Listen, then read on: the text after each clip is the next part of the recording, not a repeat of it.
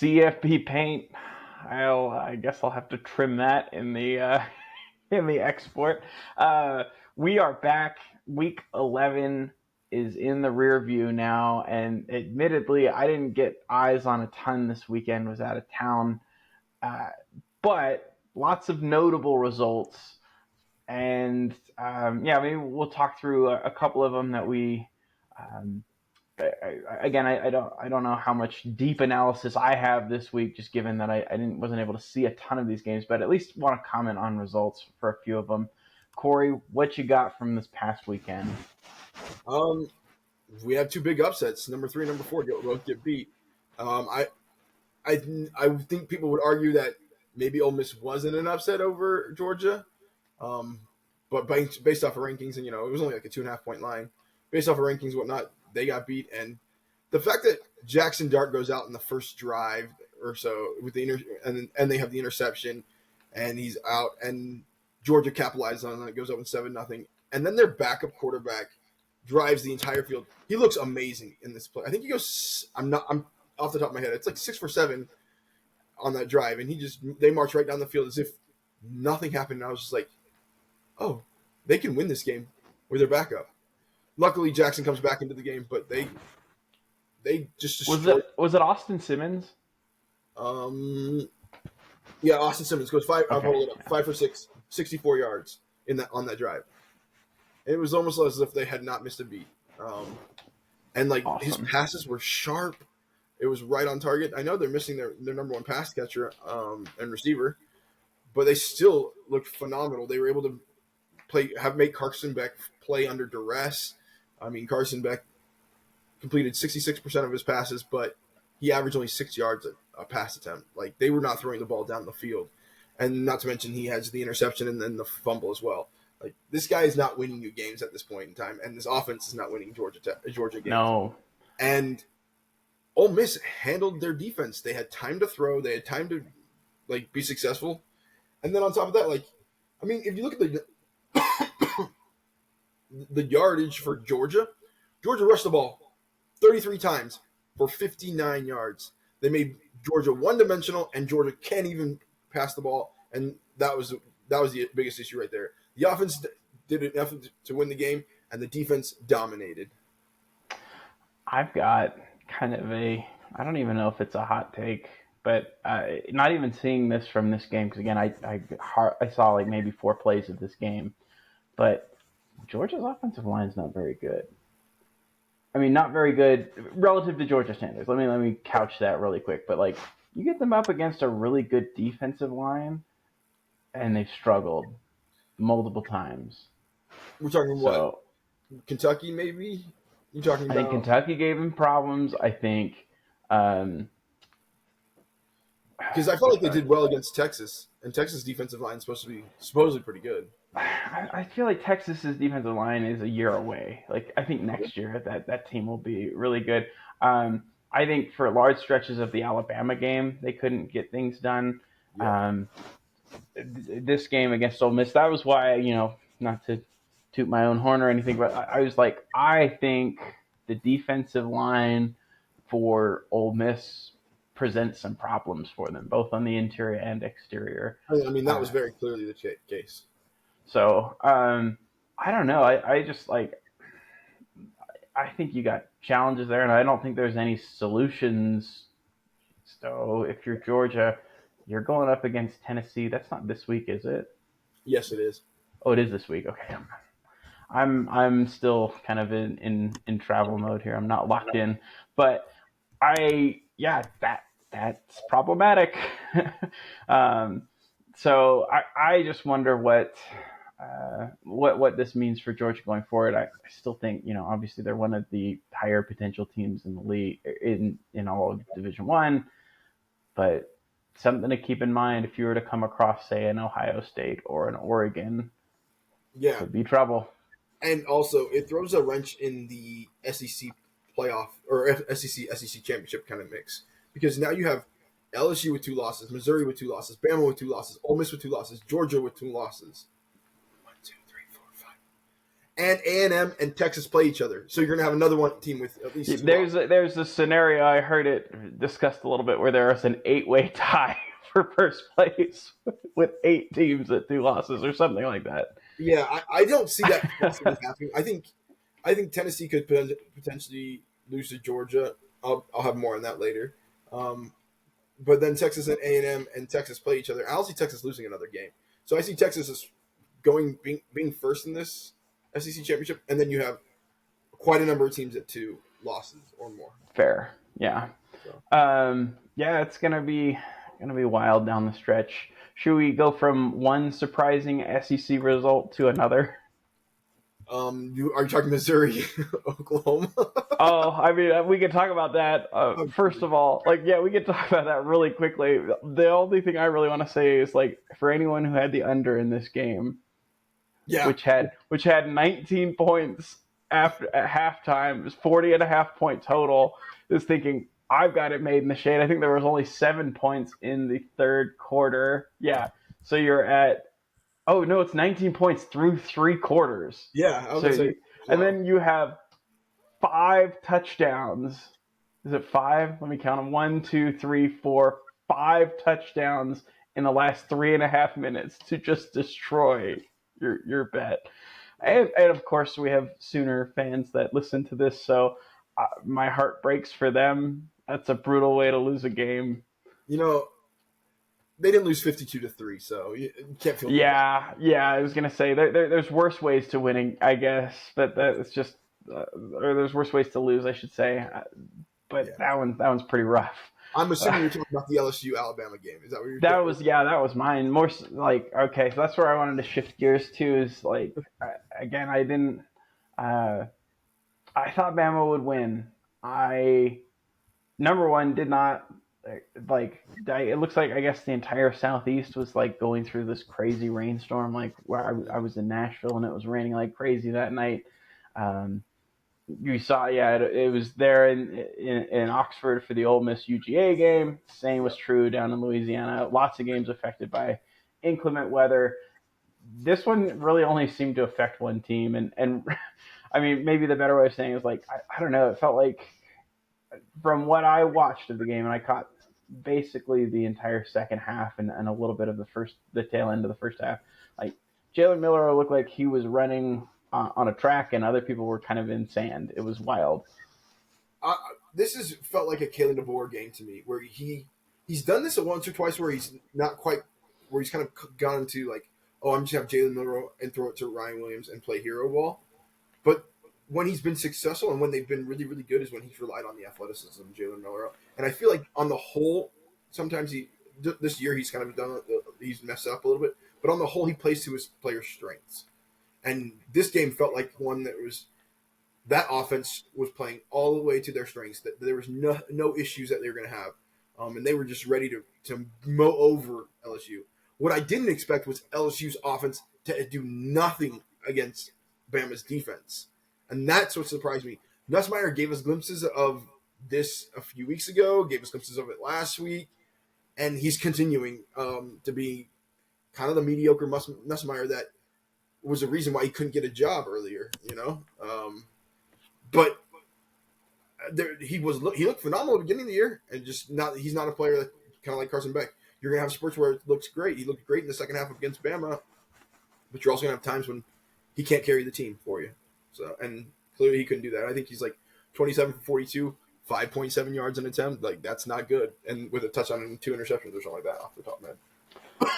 Yeah, I don't remember the exact stat line, but he struggled in the game. I think more so than him struggling, I felt like their offensive tackles got whooped in that game. Which is Like, kind of crazy considering the quality that they're going to be recruited or drafted at. So yeah, I think so too. I think this was like if you're trying and push them down draft boards, if you're one that's eager to draft them, you're trying to make sure that some of these plays are repeated on uh, the NFL Network and ESPN and all the major outlets that'll cover the draft because the scouts are they like, gave up Emma, a lot of practice. this is how you Or can beat them. We want this guy to fall a little bit so we can follow us. oh yeah. I think it's a dirty game the way that those things happen. But Yeah, that was the part that I thought was more surprising to me. Was like I thought Bama would win. I did expect this to be a competitive game, mostly because I thought LSU could keep up. Again, we were talking about we thought it would be well over the total. It didn't quite get to the total. I also didn't factor in weather in my. Uh, we're not actually putting money on this, so it's not something where I'm going really deep into the weeds on my picks. I just figured the offenses are ahead of the defenses, and one was and the other wasn't. But the other thing I wanted to say about this game is like I think we have to start. I don't know if you remember Bob Stoops got that moniker of Big Game Bob early in his Oklahoma tenure. Mhm. Like Big Game DeBoer is kind of a thing. So 3 years ago, they win 10 wins at Washington and upset Oregon Yeah. on the road at Oregon. Last year, again, Washington goes undefeated, including one win at home versus Oregon, and then a win in the championship game, both of which they were not favored to win the game. And I think I can't remember exactly what the spreads were, but I think one was a touchdown. I think by the end of the season, I thought most people thought Washington was so banged up. I think Oregon was favored by a touchdown in the Pac-12 championship game. They again rise to the occasion, beat Texas in the semifinal. The only one that's really a blemish on his mark post Fresno State is the national championship game. Bama earlier this year passed that test.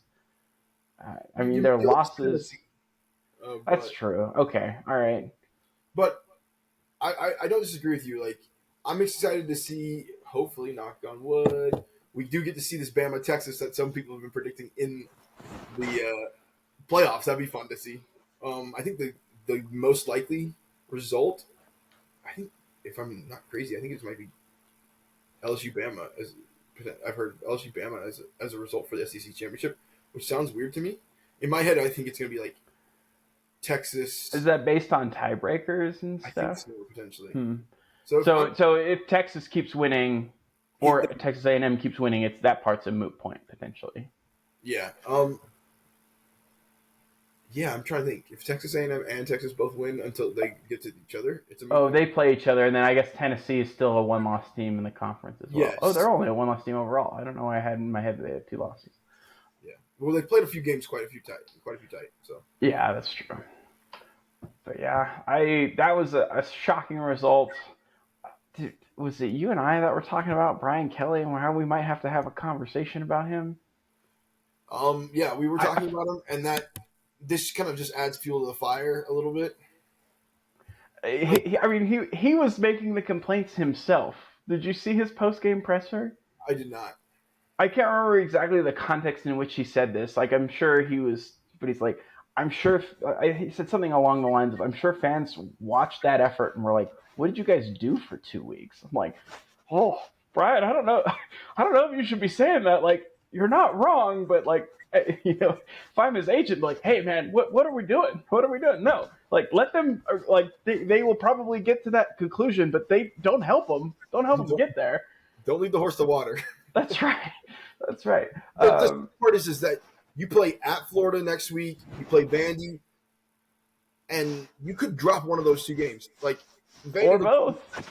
I don't know. I mean, if DJ Lagway plays, that Florida team is a different team. Yeah, Um, and then, not to be rude, but you play Oklahoma. I think that's going to be a win. I think so But too. yeah, but if you lose another one, I mean, you're a four-loss LSU team. You're not. You have nothing to play for. You're going to be at the Gator Bowl. And you're in year 3, and like I was listening to someone who's like, Brian Kelly's got some results to stand on. He won the SEC West one year. I'm like, okay, great. Yeah, Like you won it 1 year. 1 year, 1 of 3, and I mean, I'm very curious to see what happens there. You But do I have, don't think LSU will tolerate 9-3, 10-2 like Notre Dame would. yeah, you do have Bryce. I think it's Bryce Underwood. This is the quarterback that's potentially coming to you next year. Yeah, he's committed. There's talks whether he stays committed or not. There's whispers. But I mean, like that puts you in a decent position. You've got to get this defense figured out. I mean, people. You look at the last two games. People put 38 points on you, 42 points on you. Like, The thing I think is fascinating in the SEC, before we move on to other conversation, is like I think you're going to have a lot of spenders in the portal this year. Oklahoma desperately needs a good year next year, so I think they're buyers. LSU ditto. Auburn absolutely. I see. I feel like that's early on Auburn because early Auburn, you have Hugh Freeze, but you have the talent kind of like lingering from last year, and you're starting. You're supposed to get a pretty good influx of talent this next year. So like I think that's a year ahead of time. I'm not worried about the fact that they suck this year. Oh, I don't know. It's year 2, and he has a worse record than Brian Harsin did. Um, But there's better talent and better opportunities than what Brian has. but but better talent, but worse results is a problem. That to me is not a good thing. And you need a quarterback, which isn't going to come cheap. I think you need a couple offensive linemen, which are not going to come cheap. I think there's problems. Like I am the one sounding the alarm in Auburn. Like this is a problem. But my broader point was like I think you have 3 or 4 teams that are going to be really, really invested in the transfer portal market, and so who has the deepest pockets and can actually put together a You have people that are going to want to get back up there, but you also have people that are going to want to put polishing touches on there. You look at for Texas sure. this year. You look at what Ole Miss did this year. They took good teams and they put even better talent on there. Texas went out and got Bond from Georgia. Who else did they get? They went out and got can't remember who else they Silas picked. Yeah, Bolden. Is yeah, that and right? Yeah. yes, that's the receiver. I think. Then you have like Makuba also at safety for yeah, them. and Who's Ole Miss goes out Clemson. and gets Judkins. Nolan. Yeah, Nolan. Oh, Judkins left for Ohio Judkins goes to State. Ohio Yes, State. sir. Yeah, sorry. But they brought in Nolan. I think was the big prize. But then you also, I'm going to say, isn't it Princely Umanmielen or Yeah, from Florida. however you say his last name from Florida? Yeah, they were shoppers for sure. And if you put, you're seeing if you put these polishing touches, these teams are starting to get over the hump. And so, why not go get a player that's going to be great? I mean, you know that they paid $1 million for the defensive and Prince, whatever his name is. Like you're paying some substantial Top money. dollar. Yeah. You got to do that to get yourself on the way. And those teams that are close, like if I was looking at teams that I'm like, who might next year do that? I could see Tennessee saying, I'm going to pay a few extra dollars to get there. I could see Georgia saying, I need to get back where I want. I could see Florida saying, we're keeping it, we're keeping our coach, and our team didn't look halfway bad against one of the worst schedules ever. Let's put a little bit of money in there, and we'll start to compete with that team. Like there's going to be a lot of buyers in the SEC. I And think it's there's going to a be bunch of wild. teams. Sorry, what? And said, and that's the reason there's a bunch of 2 lost teams. Yeah, exactly. So it's that part is fascinating to me. You want to talk Big Ten results? Sure. What game in particular? Uh, really, to me this week there was really only one notable one. It's Indiana and Michigan. Like, I didn't. Nothing else really like raised an eyebrow. Maryland losing by 21 to Oregon was not surprising. Purdue getting blasted was not surprising. No. So that was Oh, the only one that I wanted to just touch on. Again, I didn't get eyes on that game, but Indiana just keeps winning. keeps winning. They were they. I thought they had this game completely in hand, and then I came back looking scoreboard wise, and it was like 2015. I was like, okay, that's a little bit closer than I expected it to be. But yeah, they find ways to win, setting up for a fun game against Ohio State to see potentially who's going to play Oregon in the championship game. Yeah, do you think? And this is me completely speculating because I have not watched a down in that game. Do you think they tried to just shut it down, knowing like, hey, let's not get any injuries. We have a bye this next week. Let's just get out of this game. That way, we've got an extra week to heal up, get ready for, you know, the season on the line at Ohio State in a couple of weeks. I just wonder if I that might have honestly been don't part of know. it. Like, I have no idea. I do feel like the one thing about this team is Indiana's like, oh, everybody's their offense is great. They play great defense too, and when the offense isn't doing phenomenal, the defense holds teams to low points. And like, you've got 2 sides of the ball that are playing well. How many teams can you say that about? There's not many. Yeah, Like, true. so No, fair point. Yeah, I'm thrilled for that game. I'm excited, and I think this is one where it's like, oh, big noon kickoff. Like that's a good thing for Indiana. Like, oh, good, yeah, let's have that at 10 a.m. or I guess an 11 a.m. local time kick.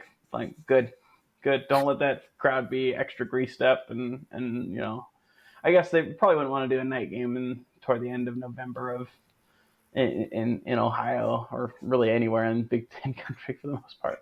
It's just chilly. Uh, but yeah, I'm excited for that one in a couple of weeks. But again, tip the cap to Indiana. I think this is the first 10-0 start ever in program history. Yep. So Signetti has set the bar extremely high for himself. So Who saw this coming? Nobody saw this coming. I no mean, one. when you look back at it, it's not a terribly hard schedule, but the talent wasn't expected to be Yeah, I was there. gonna say, but it was Indiana, so it's Exactly. like And so, like, I mean, you look back, you're like, FIU, okay, whatever. Western Illinois, okay, whatever. UCLA is an interesting team because they sucked at the beginning of the year and they're starting to kind of round into form a little bit. They're playing not great talent, but they're still winning some games. You have Charlotte, Maryland, Northwestern, Nebraska, Washington, Michigan State. Like every single one of those games until you get to the Michigan Ohio State section, you sit there and say, all right, an okay to average team has a shot to win those games. yeah, But an okay to average team doesn't win all 10 of them. That's the difference. and by the margin of victory Yeah, too, right? Like that's the other part of it is that it's like, hey, look, yeah, they've played a mediocre schedule, but how many of those games have been within a score? And it's only the Michigan game, right? I believe so. At I'm a looking at glance, yeah. The rest of them, the next closest one that I'm seeing just off the top of my head doing math is the 14-point yeah, win versus Washington. yep. But like beating Michigan State by 37, beating Nebraska by 49, at Northwestern by 17, maybe isn't like super impressive, but it's like, hey, it's a 3-score win. Like But that's also a Nebraska team that gave Ohio State fits that their the offense week before, and like the defensive line was looking great, and all of a sudden you just boom went right through them. And Dylan Rayola did throw 3 interceptions in that game, but like or I guess that's sorry, the week after. So you mangle them, and then they go there, and there you hosted them, and then they also were on the road at Ohio State, and they played them within 4. So yeah, I just think that one's Indiana is. I mean, 11-1 is basically right there, and if you have the game of your life, 12-0 is not out of the question, which is wild. yeah. And regardless, if the 11-1, 12-0 with a loss in the, let's say a loss in the thing or in They're the in. these things should be in. I think so, I which is just so nutty. It's funny. It's awesome. Like yeah I don't think you could have told like yeah again like who saw this coming like if you could have gone back in time and said to someone like Kirk Signetti was fired or was hired to replace Tom Allen, you could just say like hey he's actually going to go undefeated in his first full season at Indiana or go 11-1 or 11-2 or whatever. Those are really like the only. I really don't give Purdue any shot to beat them. Um, I think they'd just be like, nah. There's just no way they would believe it. yeah. I'm trying to Uh, think of the Big Ten football media days real quick. So I've do got this it. real quick back to July 2024. Yeah. Um, let me pull the votes up. Okay, Ohio State. Oh, that just jumped on me. Ohio State had 21 first place votes. Oregon had 6. Then you had Penn State, Michigan, Iowa, USC, Wisconsin, Nebraska, Rutgers, Washington, Maryland, Minnesota, Illinois, Northwestern. Indiana is 17th on the list on the media poll. Who's behind them? UCLA. Purdue. Who did? Oh, Purdue. I was like, who did I not hear there? Yeah, Yeah. I jumped. I eventually just kept going through, and I'm like jumped all the way down, Oh, just to kind okay. of just Got go to point. Yeah, I skipped Minnesota and Illinois, Northwest, and all those things. I want to know if we could see how many votes they had. I don't have it off the top of my head or off the top of this list right here, but I mean that means you got. I want to see if there's anybody that ranked them high. yeah.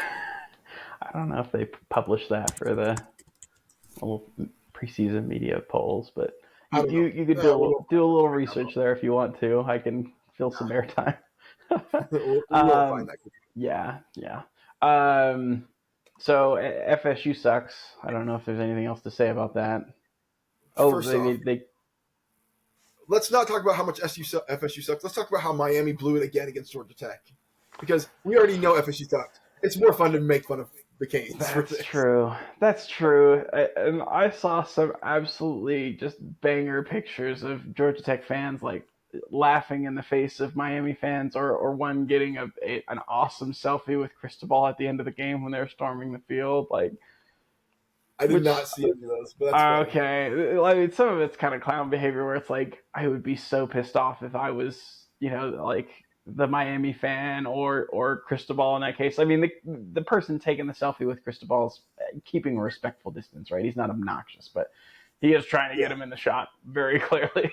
Um, uh, but yeah, that one to me was stunning. Again, I hardly saw any of this game, saw like two or three different highlights of the game, but just that was one that they wanted. They felt like they gave that game away, and they very literally did give that game away last year.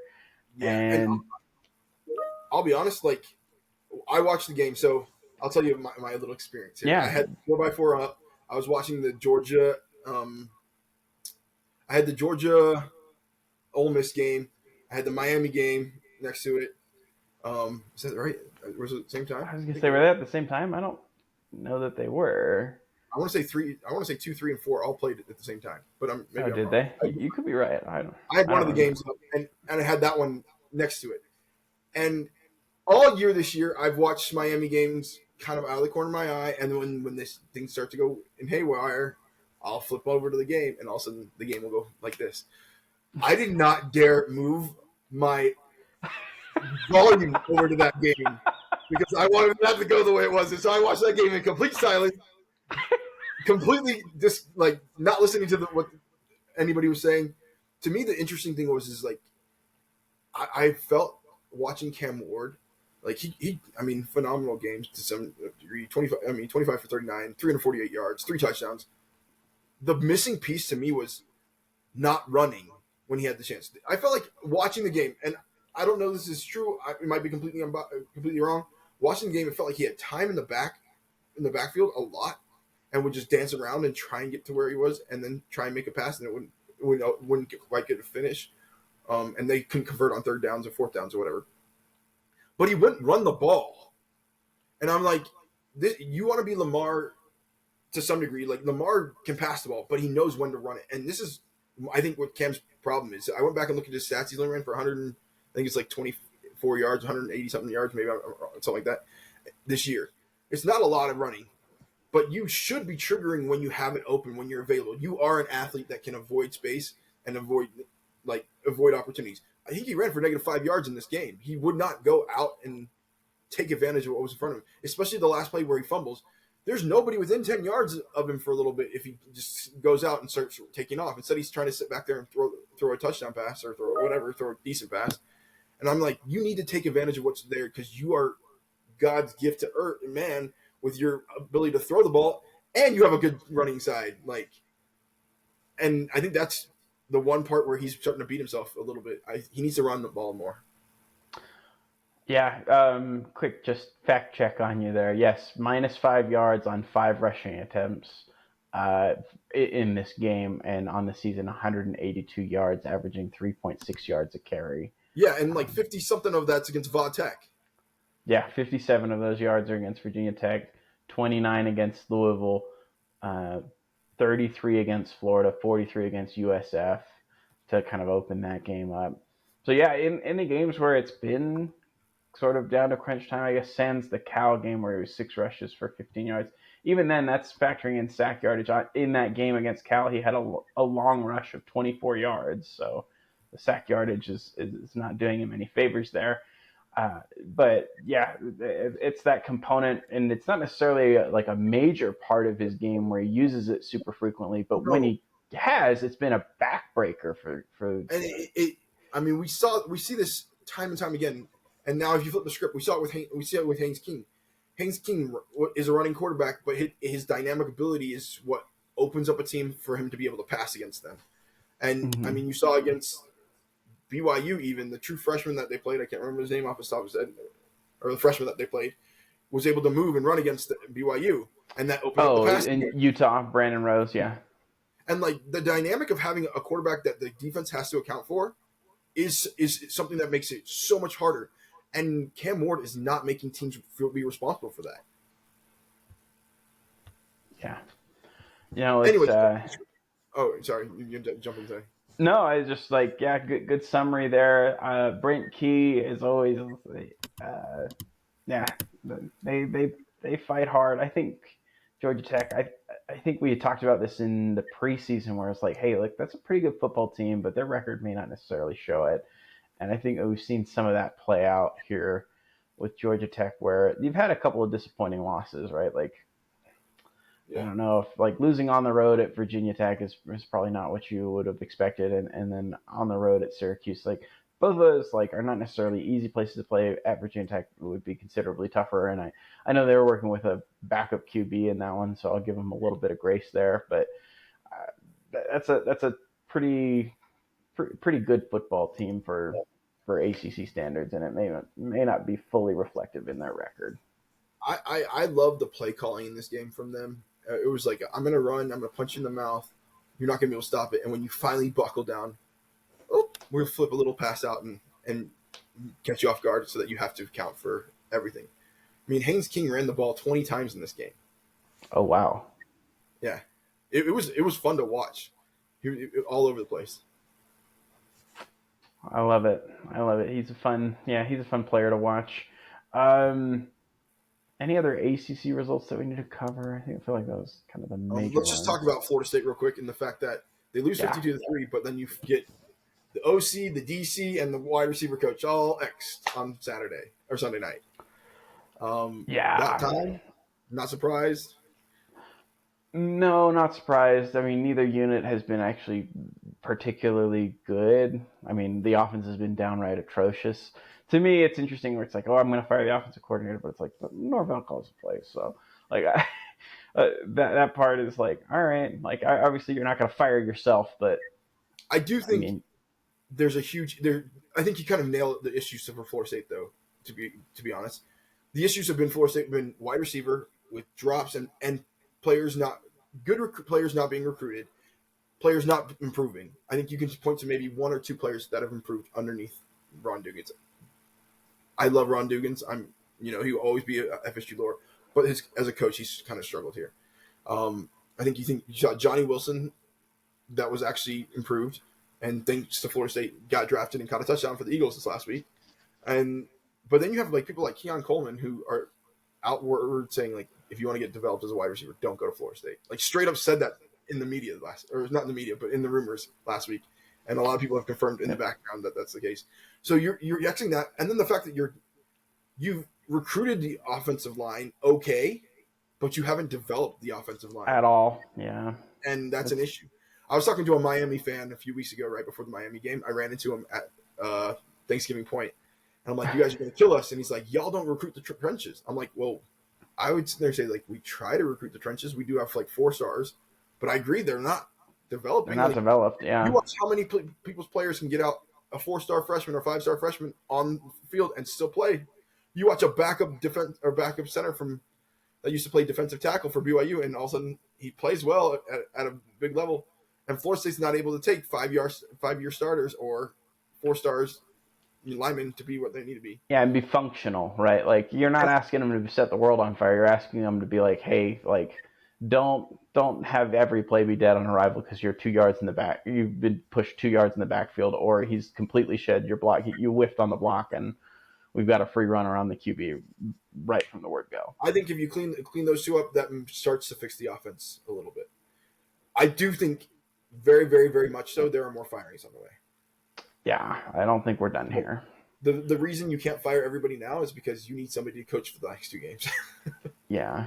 I think, and we may have said this a little bit earlier or maybe alluded to it. I don't know if we've come out and said it, but like, I mean, it's going to be hard. I am not bullish on Mike Norvell's ability to turn it around. It's hard to reinvent yourself after a few years on the job. The only like success story that I can point to that I remember is like Brian Kelly went like full he did like a fire sale in his coaching staff at Notre Dame. I want to say it was in 2009, The only something chance of like this that. flipping around is Norvell is going to have to turn into a little bit of a hard ass and make his coaches recruit. Like that's Well, the and just demand results, right? Like I just feel like in times I know that last year, like obviously they went 13-0 and it was a really fun season as a fan, but like man, like for it being a 13-0 team, there were some pretty serious flaws that just kind of got covered up by late game heroics from Jordan Travis, from really strong defensive efforts from guys that you got in the transfer portal but weren't able to, stockpile talent behind them so that the transition to this year would be smoother. It's yeah, well, I mean, I don't know what's going to happen, but you I lost don't feel good about it. you lost some key cogs on defense. You lost Verse, who's the odds-on favorite to be the defensive rookie of the year. You lost Fisk, who's second in pressures in the NFL. You lost Jarian Jones, who has been posting routinely 70 to 80 plus PFFs. Actually, I think the last 2 weeks it's been like 85 plus PFFs in the NFL. You lost like you lost Bernardo Green is also one of the yeah top rookie defensive yeah. backs. Like, yeah, you lost a lot of guys, but like There's nobody other behind them, and teams. development wasn't there behind them. Exactly. That's the thing is like, I mean, and even like I could point to, I'm not saying like Washington's like the poster boy for like, hey, this is how you handle a transition year, but like they're better than we thought they would be. And they have a chance at bowling. Maybe not a great one, but they're not statistically eliminated from it. There's no reason any team like this, where with a top 20 payroll, be frank, should be the bottom of the ACC. You should be able to walk out and be at least average. Yeah. And this team is not average. They are terrible. Yeah, they're bad. So, I uh, speaking going on to that though, Kelly Ford rankings. I think it ranked the offense 134th, the defense 97th. The special teams is ranked first in the nation. well, I thought we said like it was like it's really not a good thing to brag about. Like, what do you have to hang your hat on? I was like, well, our kicker and our punter are both very very good, and they are. That's true. I don't want to take anything away from. I think they're both having like the kicker unfortunately doesn't get enough chances because we don't get the ball into field goal range very often, but we get it basically to the 50 and we're letting him try it. And And is he he's hit perfect on the year? Is he he's perfect perfect on the on year? the Yeah, season. I think he has 4 over 50 yarders this year. he has 5. I thought I 5, yeah. saw that stat tweeted out today that I he know has he had a 5. 57-yarder earlier this year, which is insane. Like you're standing on the logo. That's halfway through the field. Yeah, yeah. He's 11 of 11 and 5 of 5 from 50 plus with a long of 59. Oh, Like 59. he's great. The punter is an All American. Everything else, there's not a whole lot to write home about. Nope. And it's an interesting play because everybody be like, "Oh, fire Norvell." You can't. It's a $65 million buyout. With the firing of these coaches, it's a $7 million buyout. Now Yeah, let's not get wrong. That's 2 left tackles and a quarterback and a good defensive that's end. it's a good chunk of change that could go to NIL, but But you they got to gotta you gotta and they got to coach win some it. guys too. Yeah. Mm-hmm. I think the only other way also that Norvell has a chance of doing this is if you have to go and get a big name.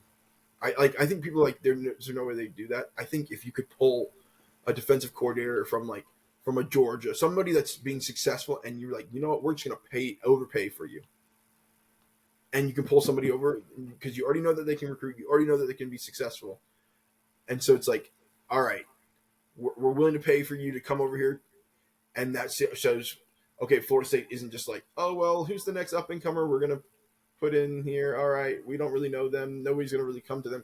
You put a big name into a defensive or offensive coordinator position, and you start to be like, all right, well, you proved it over there. We expect you to be able to prove it pretty quickly and to pull, at least have guys want to come to you in the portal. Yeah, I don't know. I don't know if they're going to be able to attract a big name. The one that I would say like that I would want them to strongly consider, and I think like there's some possibility. Like again, I don't know how realistic it is, but he, I mean, Jim Leonard is currently still just an analyst, I In the think, NFL. in the NFL. And so it's like, all right, does he want to get back into being like a serious coach? you Yeah. probably could do that. And he's been removed a couple of years, so he might be, you know, again, after being snubbed for the Wisconsin head coaching job, and he clearly took that one pretty hard. And I don't blame him one bit.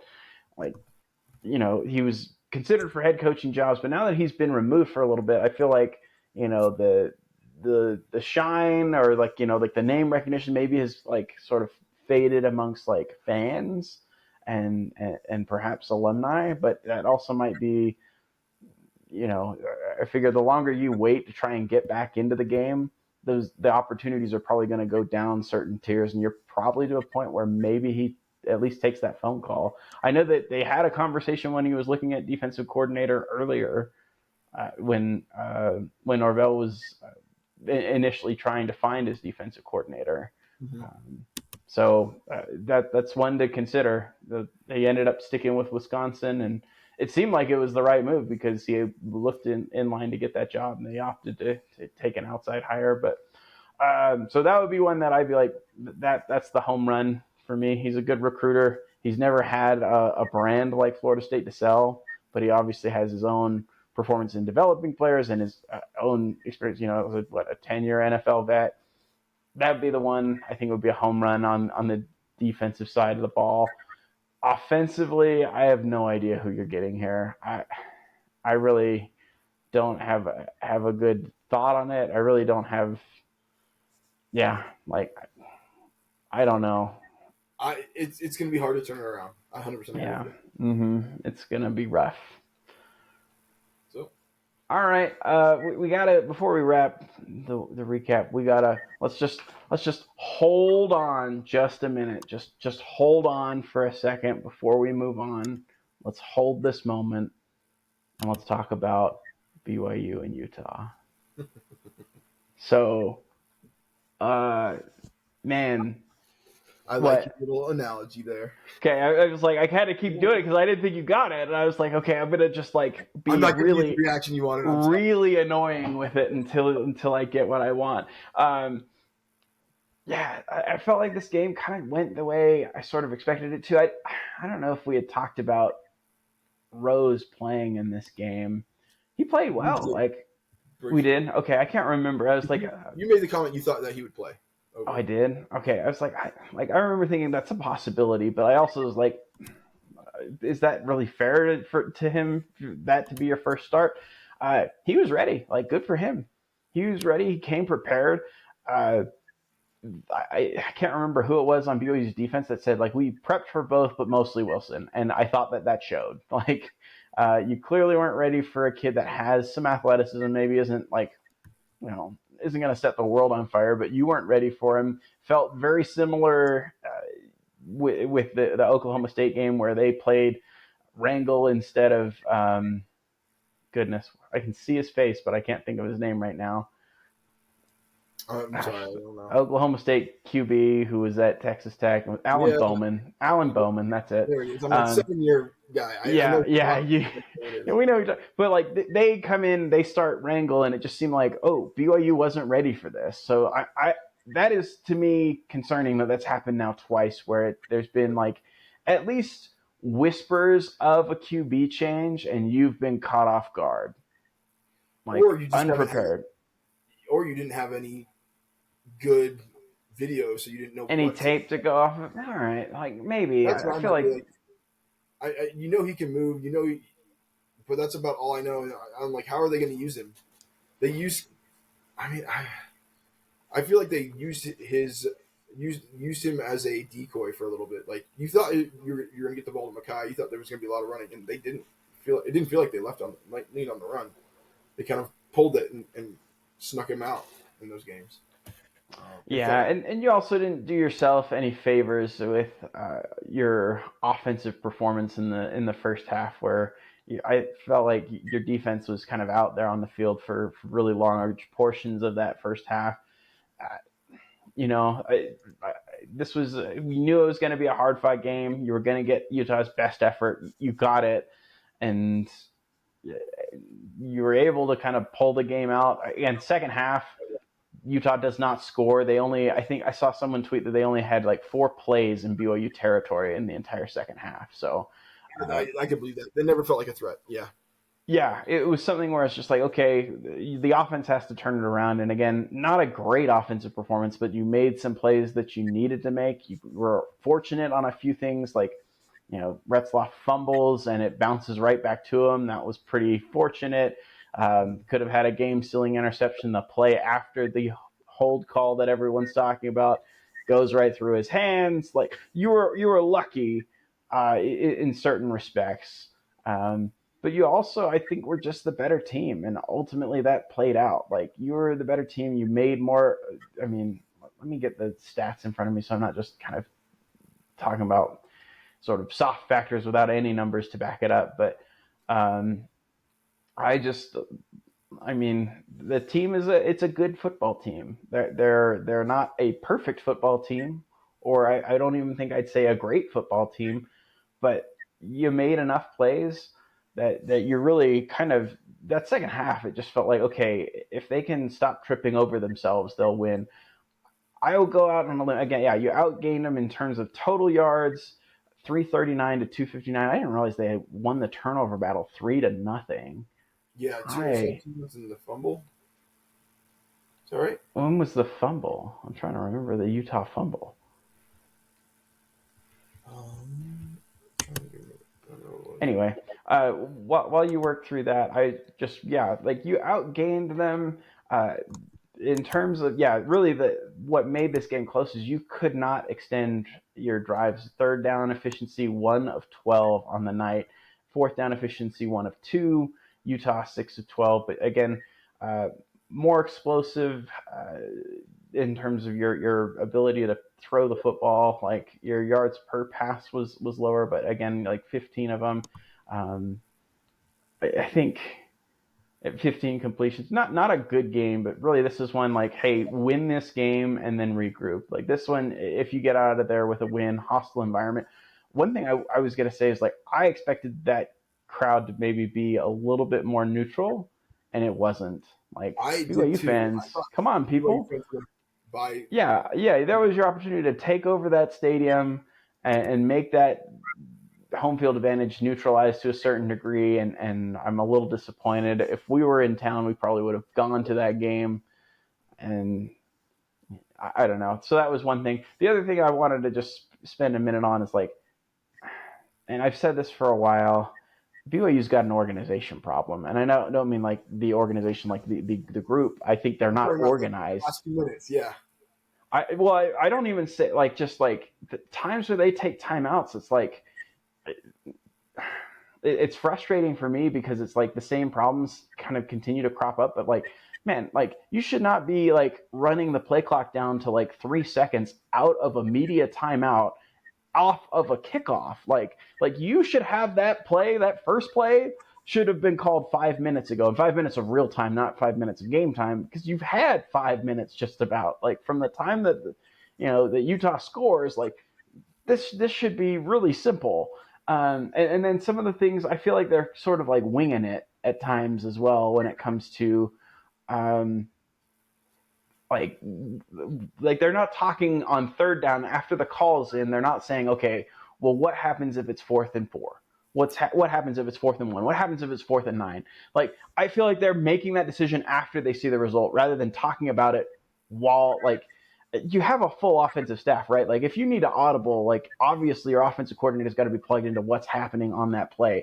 But, like, your other coaches can be working on, like, hey, if we know that it's 3rd and 7 and we have 2 plays to get it, what's our play call on 4-and-5? What's our play call on 4-and-1? So you can put 2 or 3 options in front of the offensive coordinator, and then Yeah. he can just make some of that decision ahead of time, right? Like, it's just like chess. You can play 2 or 3 moves ahead, right? If it's like, based on this result, if this happens, this is our decision. Now, even if we don't have the play call, if we know it's the decision, all right, well, now we're choosing between on our call sheet of like 3 or 4 plays that make sense given the down and distance. Like, I just, like, And that part's frustrating for me. I would disagree with you on some of those pieces, some of those parts. I think there were some times where it's like there was a little bit of conundrum of like, what's the play call? I don't think they played in that hostile environment ever before, and I think the communications were probably a little bit more difficult than they had been, and so they seemed a little bit kind of in disarray. But I do think if you look at on the whole this year, it doesn't look like to me that BYU's gone in. It looks to me multiple times that BYU's gone into it and like, you know what? We're in the middle of the field. We're going to we're going to run here on third down, knowing that we're going to go for it on fourth. And that's happened a lot. Like, I mean, I think BYU is one of the number one teams maybe not the number one, but one of the top teams in the country in going for it on fourth down. And I don't think it's reactionary. I think it's planned and mentally like a part of them. So I disagree with you on that part, but I do agree. It does look like they're a little bit confused right out of a meeting timeout, right after a kickoff, at critical times, right after the quarter starts. At critical times where you wouldn't expect it to be, and they end up burning a timeout, which could come back to bite them. I mean, fair point on like, I think they do make the decisions to go for it, but I feel like it takes forever to get the play calls in on some of those situations. Like even one time it was right out of a timeout and they had to like huddle and talk again. I was like, guys, you guys just had a timeout. Like, what's the problem? Yeah. So that part's frustrating. The other part's like clock management was not good. Like not that first half. Specifically, well, and I would say in the second half, like the first half, like, you had some issues there, but like the second half, they let 30 seconds click off before the 2-minute timeout, and it's 4th and 9 for Utah. Like, you cut yourselves off at the knee there at the end. And to me, I disagree with that because I want my timeout to give myself any play farther down towards the end of the game. Like, if I have my timeout, I can go over the middle if I need to still. And so I almost value that more than I value. Well, see, and I don't like that's true, but like if it's over the middle, like, and I have 30 more seconds, I can throw that ball down the middle. Even if the clock is running, I can run up to the line and spike it before 30 seconds runs off. So like, I feel like I can have my cake and eat it too. Like, yeah, and I'm also a fan of like try to spike as infrequently as possible because that just means you have one less opportunity to make it, there. And so I'd rather hold the timeout for that. It's I think a mode of preference there. There probably is analytics to back that up, and they probably back you up. But that's I'm not aware of them either. I'm just saying, different preferences. I would agree. I would say like the thing that made this game interesting to me was that Utah's punter was absolutely phenomenal in this game. Yeah. BYU started the 12, the 8, the 4, the 20. Like there's one at the 4, and the one that's at the 20 probably almost died at the 1. Yeah, it almost hopped up for him. Yeah. Like they were phenomenal, and BYU routinely had to go 95 yards, 90 yards, to have a chance. And we already knew they couldn't convert third down, so they weren't going to be able to get that. The fact that they had a 95-yard drive and they went 1 for 12 on third down and like 1 for 4 on fourth down is insane. That they actually were able to accomplish a 95-yard drive. Yeah, he had 6 punts, 290 yards, an average of 48 yards a punt, 5 that were down inside the 20, and 1 touchback. And if you watch BYU, heck of a game. Yeah, if BYU kicking from their own end zone or from quite often, Utah got the ball at like the 55 or like the 45 of their side, the 48 of BYU side. They did not have far to go a lot in that second half, and BYU's defense was very fortunate in the fact that they kind of figured out the game plan, and the freshmen started to struggle passing the ball, and so they became a little bit more one-dimensional. Yeah.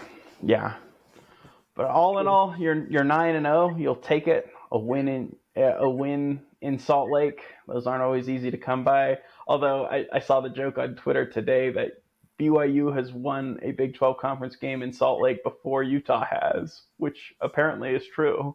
That's funny. That's wild. I did see a comment about the chances to win the Oklahoma State game and the chances to win the BYU game or the Utah game. Yeah. and basically what it says is like the chances of winning those both is like 1 in 47,000 because of what the percentages were where you like. Yeah, when at peak probability for the opponent. That's nuts. Yeah. They got something going for them. I think they got, like you said, a new. I think we said this before we actually started recording. Kansas is rounding into form, so they got a new challenge this week. Yeah, they're figuring things out. So you've got another challenge this week, and then you're on the road at Arizona State. Not an easy place to play, and a team that's playing pretty well. and then finally you close the season off at home against Houston, which again, not a great team, but they play decent defense. They've been Zion rounding Chris the is form though too. They've been yeah, better. they've been playing better for sure. Zion Chris is kind of a fun QB to watch because he's pretty athletic, doesn't make too many mistakes. He's going to give them a chance. Uh, you got to keep winning. I don't know if a blemish, like I think you have to win the league basically to get in the playoff. But the one thing that you have right now is you have a cushion, right? Because if you lose one game, you're still no matter what in the Big 12 championship. Because there's only Mm-hmm. one other team that has one loss, and that's Colorado. It's going to be rough playing Colorado in that championship game. I think. Yeah. As a BYU fan, that's of the contenders for the Big 12 championship. That's the one you least want to see, and it seems now it's the most likely one that you will see. So Yeah. anyway, uh, anything else from this last week? We actually ended up taking up more time than I thought we would. Well, I think we enjoy games. We enjoy the reactions, and we also like projecting to the future. What's going to happen next? Yeah, we like spinning it forward. I do. Sorry, I can't even help myself. Just like, well, what does this mean for next week? Cool. Well, maybe we'll put a bow on this one, and then we'll reconnect for our Week 12 preview. Sound Sounds good? good to me. All right. Thanks everyone for tuning in. We'll see you on the next one. Peace.